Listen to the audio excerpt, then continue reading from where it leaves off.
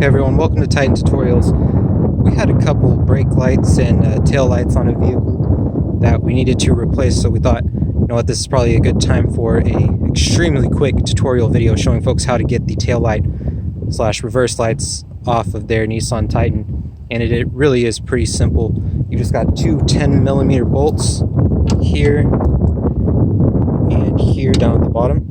So we just need to ratchet those off. And then this one here at the bottom.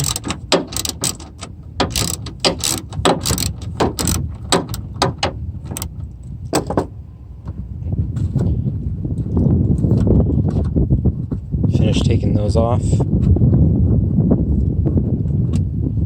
There's one, and the other one here at the top.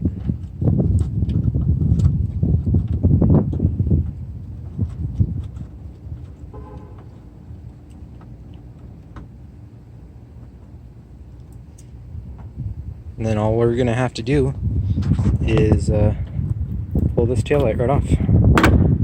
A couple of clips that hold it in, and there you go, it'll pop right out. You can see on the inside you've got all your lights and then your reverse light in there as well. So that's it, we're gonna let that hang right there and go get our replacement lights.